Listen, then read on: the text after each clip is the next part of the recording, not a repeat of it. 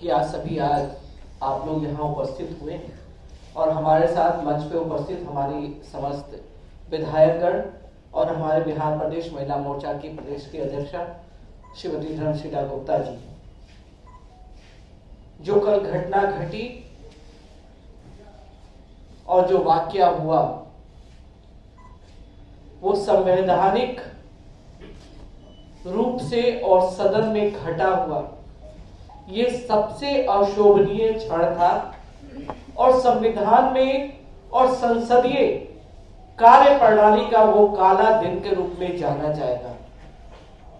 क्योंकि कल एक बहुत बड़ा दिन था बिहार की जनता के लिए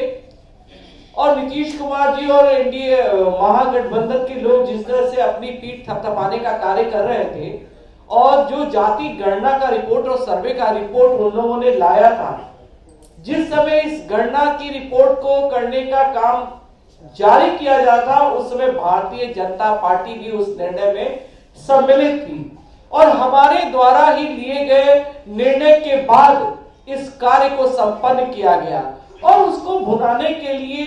वो पीठ अपनी थपथपा रहे कि नीतीश कुमार और तेजस्वी यादव जी ने जाति गणना करवा के बिहार में अपना परचम लहरा दिया।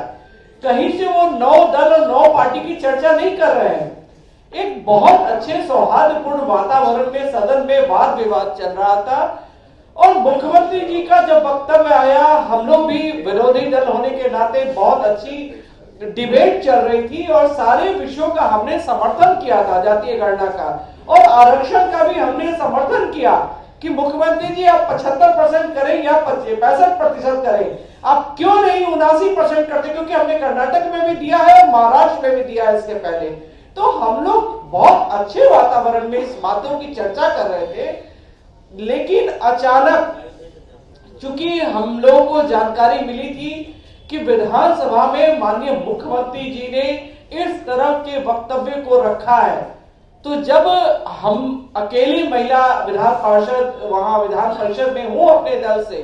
तो पुरुष लोग हमारे सामने वो चर्चा नहीं कर पा रहे थे। लेकिन दुर्भाग्य से उसके पहले ही मेरे पास मीडिया का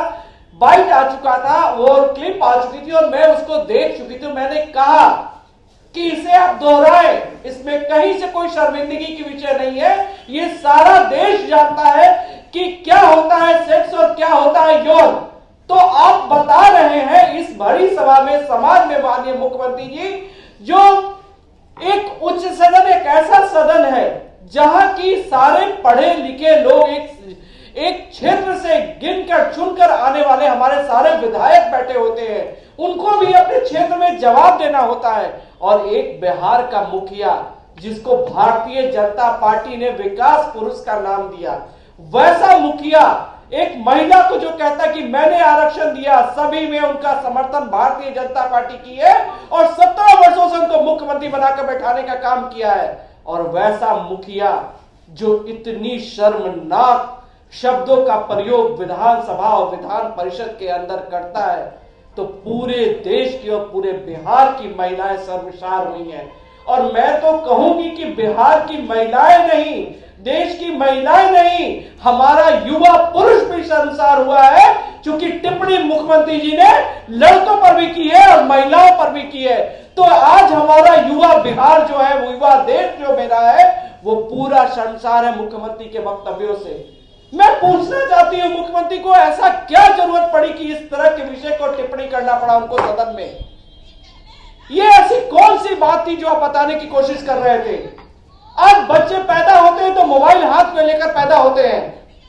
कोई बात कहीं बताने का विषय है क्या?